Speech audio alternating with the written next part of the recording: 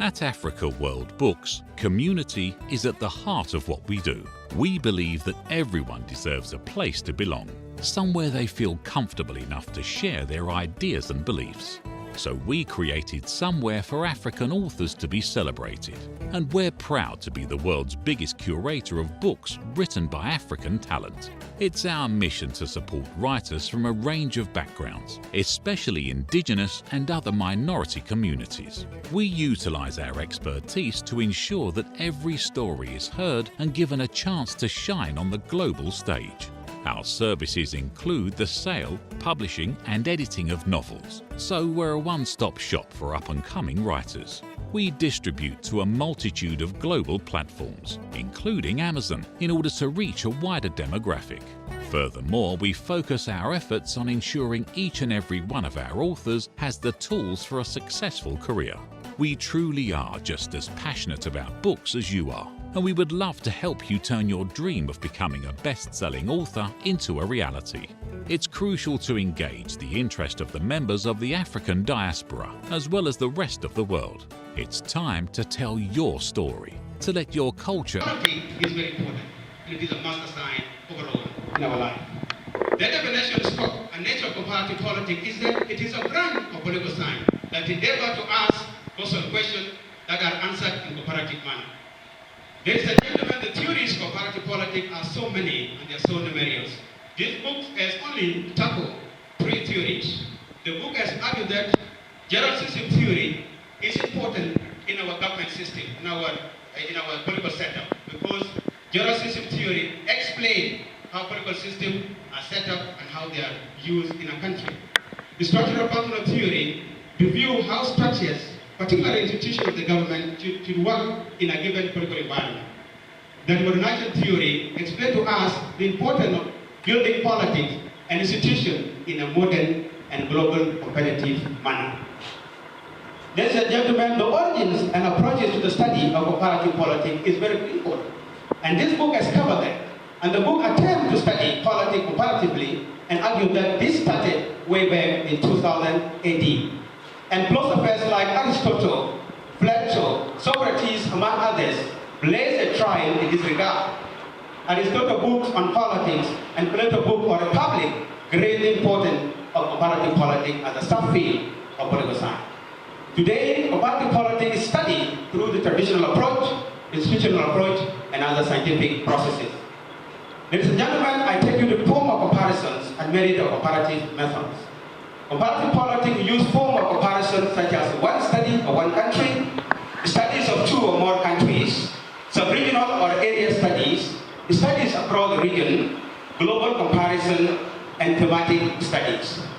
With this form of comparison, comparative politics uses comparative methods because it is technically impossible for us to apply natural experiment methods when we are dealing with human beings. Natural experiments are applied in the lab when you meet the burette and you make those colors and then you see this is the result. But for us in comparative politics, we study and we use comparative methods for us to study human beings and their behavior and institutions of the government and so on and so forth. Hence, comparative methods supply meaningful contrast to improve classification, predict political events, and provide a wide range of political alternatives. Ladies and gentlemen, I take you to the logic of comparative political inquiry. Basically, there are 2 parts in political logical inquiry, namely the normative and the empirical approaches. The normative approaches focuses on philosophy, values, and norms. The empirical approach relies on measurement, observation, and data sets. These approaches help us to avoid logical fallacies or assumptions in our analysis of politics or other comparative politics.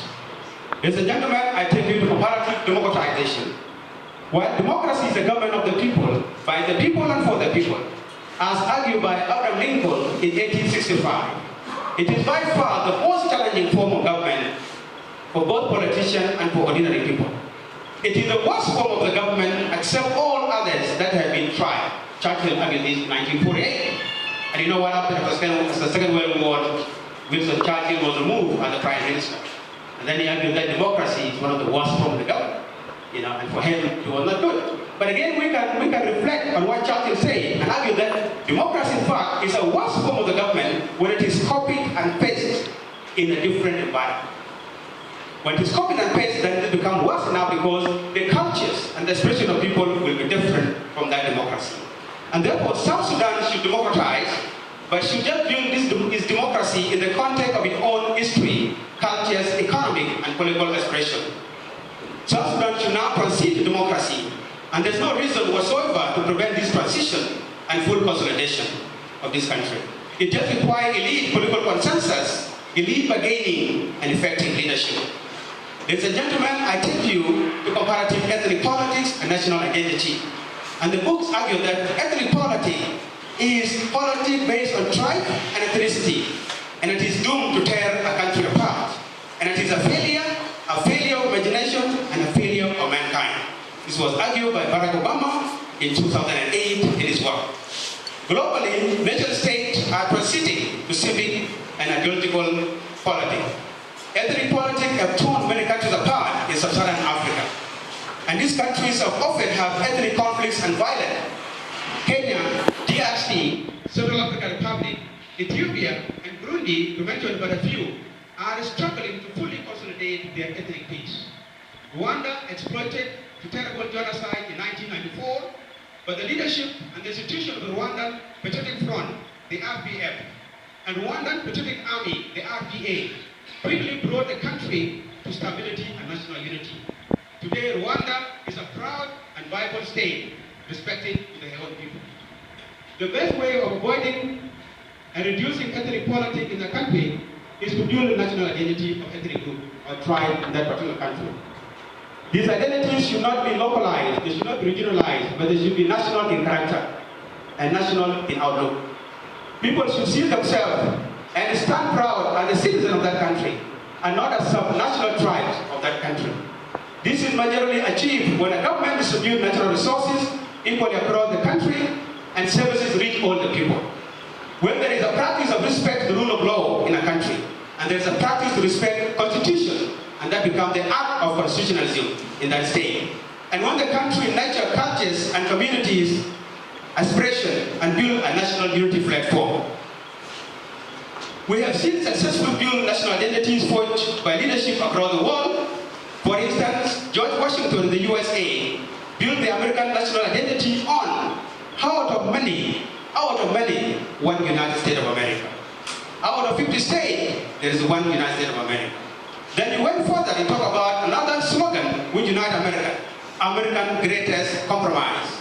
And the compromise of the conflict of 16th century again, and the conflict of 17th century. So the American Greatest Compromise has built America, and out of many, one United States of America. In Malaysia, we saw Mahathir Mohamad build a Department of National Unity in his office that brought Malay, Indians, Indonesian, Chinese, Singaporean, and other Asians together. We saw this in South Africa with Mandela during the Rainbow Nation. A nation with a lot of people in it, different colors, different ethnicities, different racial group, but then they are called South Africans in South Africa. In Tanzania, with Nyerere, we have seen Ujamaa policy, the policy of individualization, that talk about we are Tanzanian, one united Tanzania, and we are brothers and sisters. We are the Kaka and Dugu and Dada in Tanzania. And that has worked very well and built Tanzania as one people, one nation. We've seen this in Rwanda with Kagame, talking about Umaganda, proud working nation of Rwanda. We've seen this in Zambia with Kenneth Kaunda, talking about one Zambia, one nation. With Bingu wa Mutharika, one Malawi, one laughing nation. And Kenya, with Harambee and Nyayo philosophy, shared national development, love, peace, and unity. While some of these nation states have problems which are political in nature, they have never gone to full-scale civil war.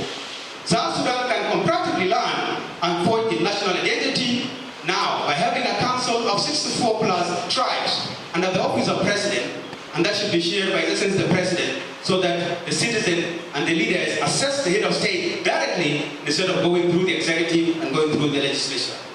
This means, therefore, establishing a Department of National Unity in the office of president to champion the affairs of unity of all ethnic groups in South Sudan. Slogans such as One South Sudan, One Loving People, one South Sudan, one loving people, and eat what you grow and grow what you eat, so that you focus on agriculture and focus on your beautiful soil that God has given you. All these slogans should be gazetted and domesticated to all ethnic groups and tribes across South Sudan, so that grow the country, South Sudan, so that people feel and practice this important unified statement or slogan. And then the country must practice all these slogans and ensure that citizens feel at home, and the we feeling in the country is inculcated in our ethnic group. The we feeling, and what we have in the Constitution that say we the people, as stipulated in the 2011 Constitution as amended, should be seen in practice in equal service delivery. Justice, rule of law, genuine reconciliation, and provision of effective security to all the South Sudanese. Great homemade lessons can be learned from Rwanda genocide, so that South Sudan doesn't slide to genocide in the history of mankind.